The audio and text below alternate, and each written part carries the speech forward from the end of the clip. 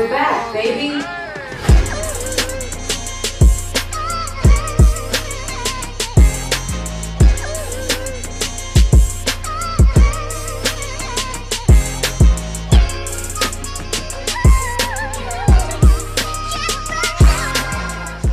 Hey guys, what's up? What's poppin'? Welcome back to my channel. My name is Mykal Bayne, and today I'm moving back into my dorm.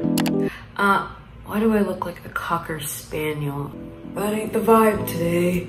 Well, actually, it really ain't the vibe because I got a lot of work to do. So pretty much I am back in my dorm for the semester. We're gonna see how long this lasts. But I am optimistic. I'm here currently for RA training, so none of the residents are here right now, but that's a good thing. Today I'm going to be moving into my room, and I wanted to film my traditional dorm tour video that I've done in the past 3 years now, but I'm also very tired. But while I'm moving into my room, I decided that I'm basically going to be showing you guys a time-lapse version of everything that I do when setting up my room, while also reminiscing on some of the things that kept me sane during freaking quarantine when I was in my home all summer, like you all should have been because you care about people. In my time at home, I discovered new skills, new hobbies, new shows, new music, and pretty much that stuff is still with me today that I really enjoy. So not only will you be getting a buy one get one free deal with behind the scenes on my How Does Mykal Do Her Room, and then a nice little pretty much recommendation video. Yeah, baby. So yes, time lapse transition now.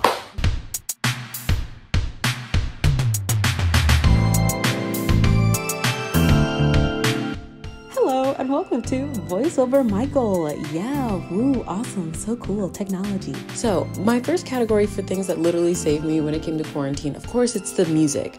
These are songs that either came out during the quarantine period or songs that I just happened to discover during the time where I was literally sitting at home doing nothing. But when it comes to me sitting at home with my headphones on, these are the songs that I discovered that saved my entire being.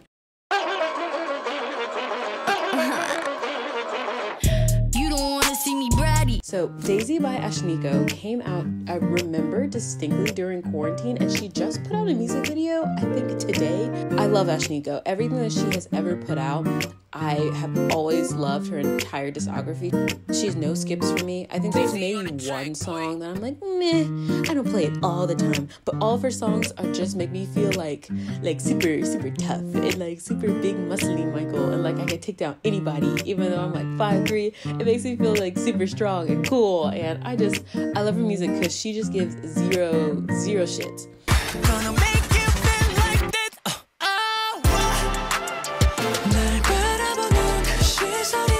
So I'm not a huge GOT7 stan. Most of my friends who go hard for GOT7 literally got into K-pop because of them. And the only reason why this song is even in this video is because my sister has just recently become one of those GOT7 stans. Her entire quarantine has been filled with absorbing years worth of GOT7 content. And she was like, Mykal, I really love this song called Aura. You should listen to it. It just came out on their new EP. And I was like, all right, I'll give it a try. It's, usually whatever Ryan recommends me something, it's gotta be good because she never recommends me anything. And I love this song. It's beautiful. It's simple.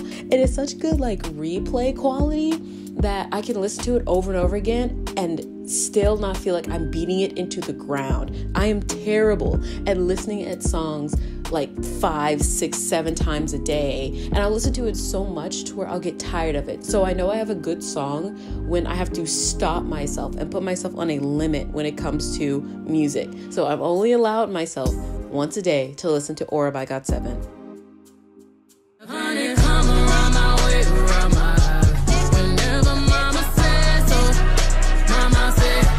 The queen herself. Oh my god, I love this album. I've yet to watch the visual album that is on Disney Plus because, we ain't got that money right now. But anyway, we're about the song. I've never been a massive Beyonce fan. I feel like that I kind of missed the generation where she was people's childhoods. But this song is amazing. I love everything about it. Not only is it just classy and insanely well produced and just beautiful and badass in every sense of the word, but it is like the blackest song of 2020. This is a beautifully crafted song by a woman who knows style and is an amazing person when it comes to looking at a creative concept. This song has a message behind it. It has a reason that it was made, and I will listen to it until the day I die. What's the use of keeping all the good things that you found to yourself?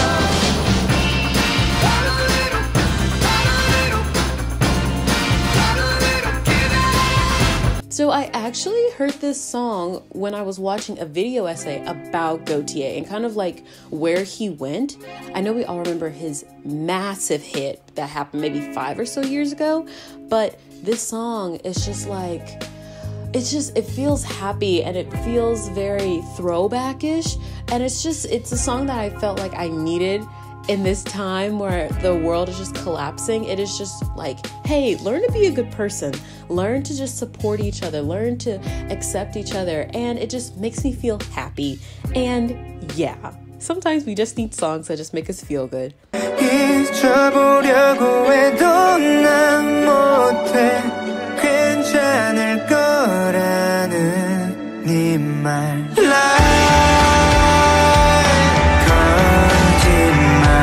This album is spectacular, especially for someone who I think has really only been in the K-pop industry for maybe a year and a half, maybe 2 years. This is his first album, I believe, and I love this song. If you know me, I am a person that loves like moody, sad songs that you listen to at 3 a.m. when you're on those like main character vibes and you're in your car and you're driving through the tunnel and the lights are like flashing. That's what this song gives me. And it's just beautiful. I think it's wonderfully arranged and produced super well. And if you take the time to read the Korean lyrics, it's super nice. So the weird thing is, I don't know if it's weird, but as a film major, I don't really watch a lot of movies, like at all. I think because I'm a film major, I can't sit down and appreciate a film because it's been beat out of me that I need to analyze every single film I watch. I can't just sit down and enjoy it. I gotta look at the lights and the editing and like the actors, but that's why I love TV shows.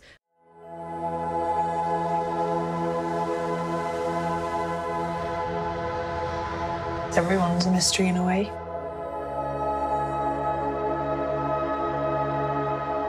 And you can never really know another person.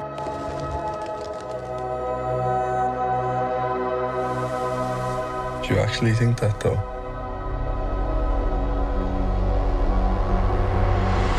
So, Normal People is a show that I saw from, I believe, a YouTube like ad or something that came on before a video, and I was like, hey, that's looking kind of good. I like the melancholy, almost pessimistic, realistic shows that are just like, hey, life sucks, but you know, this is reality and we got each other, so let's just try. It beats your freaking heart to a pulp only to like pump it back up again and be like, oh my god, love is amazing. And this show is just, I sat in my dorm room maybe a week before I had to leave to go back home while like no one was in the building. I was by myself. It was super quiet and I was feeling like mad, alone, and sad. And I was just like, you know, other people feel that. It's not just me. Sometimes we just go through times in life where we just feel down and sad, and I don't know if I'm selling this show, but it's really good. So yeah, watch it. I was asleep before. That's how we let it happen. When they slaughtered Congress, we didn't wake up. When they blamed terrorists and suspended the Constitution, we didn't wake up then either. Now I'm awake. So I'm so late on the bandwagon for Handmaid's Tale, and I think I subconsciously do this on purpose, where shows that I know are super fantastic and recommended and everyone's watching it, I have to wait months before I can watch it so I can really sit back and enjoy it. The Handmaid's Tale, however, is amazing. It is perfection. It is, oh my gosh. Watching The Handmaid's Tale in the world that we're in right now is like, it's like a sensory overload, because you start episode 1 and you're punched in the face with how God, am I in The Handmaid's Tale right now? Is that like the world I'm currently living in? The political and psychological undertones that this show delivers, I mean, it's so on brand for 2020. If it was released now, it would almost be too on the nose because people would be like, oh, this is just, talking about politics. I don't want to talk about politics right now. I just want to sit back and watch a show. So you watch Handmaid's Tale and you get drama, you get suspense, you get plot, you get character development. By God, character development. And within all of that, you're still given a show that is telling you, yeah, dude, like freaking this fascist monopoly that we live in within this capitalistic society that doesn't care about women's rights or just basic human decency, let alone, please watch this show. If I could say anything, it has attractive men in it and it has amazing performances. So, yeah. Nadie había dado un palo así, ni en Nueva York, ni en Londres, ni en Monte Carlo. Así que si mi foto volvía a los periódicos, al menos que fuera por el atraco más grande de la historia. Que cada familia de este país estará preguntando qué estamos haciendo. ¿Qué vamos a robar? La Fábrica Nacional de Moneda y Timbre. Again, another show that I'm riding the coattails of the hype train because I got into it so late. But I have been a telenovela fan for so long. I went back and watched the old classic 90s ones, and I tried to catch up all the way to now. Of course, Elite, anyone, if you go on Netflix and you want to watch an amazing foreign drama, then Elite is the perfect place to start. But this is a literal writing masterpiece. I don't know if I'm just like a whore for good writing, but this show is just so well written. Every episode, I have no idea where it's gonna lead me. I finish an episode, I'm like, I have to start the next one. The perfect binging show. And that's the problem with all the shows on this list. I literally ran through them like freaking Roger Rabbit. And now I sit around, I'm like, what is there to watch? What is there to do anymore? Because I have nothing without Money Heist. 도망치는 거 형 때문이라고 생각했거든. 이게 다 형 때문이라고. 근데 문득 그런 생각이 들었어. 그냥 내가 도망치고 싶어서 그랬던 건 아닌지. So this is a show, as I'm recording this, I'm still waiting on the last episodes. I have not finished the show yet, and I'm already in love with it. This isn't even the only K-drama I've watched during this quarantine. I think I've maybe watched 4 other K-dramas during the time period, but this has to be my favorite when it comes to a refreshing concept. This is a show that literally does what the title sets out to do. It deconstructs this myth that if you have any mental illness or mental deficiency, that you are less of a person. And it tells people like, hey, it's all right to be upset. It's all right to know that you need help. And it not only defines every single word that they use within the show, whether it be a medical term or a term for an illness, it treats every single history of trauma or grief with the respect and dignity that it deserves. And I've never seen that in a K-drama. It's just a breath of fresh air. Also, Ko Moon-young is a style icon, and I will literally rob her for her closet.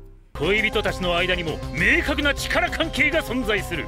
搾取する側とされる側、尽くされる側と尽くす側、勝者と敗者。もし貴殿が気高く生きようというのなら、決して敗者になってはならない。恋愛は戦! I told myself I was going to force myself to get into finally watching anime series as they come out and really stay on brand for like what's popular in a season. I'm still recovering from last season and watching what was big last year. So like your Fire Force, catching up on like Vinland Saga and all that. So I was like, okay, well, I'm hearing a lot about Kaguya-sama, so let me watch it now and feel good about myself because I can be in on the joke when it's actually popular. And boy, oh boy, is this such a cute little ride. The concept is insanely funny. And I think it's just such a fun time to just sit back and watch a show that I could just escape in. This is a show where I was just like, it makes me feel like I'm back in 6th grade or something. And I just ran home to watch anime on Netflix when Netflix still had good anime selection. And it was just a peak time. So yeah, this show made me feel nostalgic. I feel like everyone during this quarantine period has just happened upon some really different new things that have kept their interest, and these are mine. Plus, here are some few extra ones that I also really enjoyed. So yes, that is everything that I could possibly think of when it comes to things that got me through quarantine this year. Definitely tell me what you've enjoyed. Let me know if there are some things that I should watch. Let me know if anything that I've listed that you've seen. I totally need more friends to talk about this stuff with. But yes, thank you always for watching my videos, and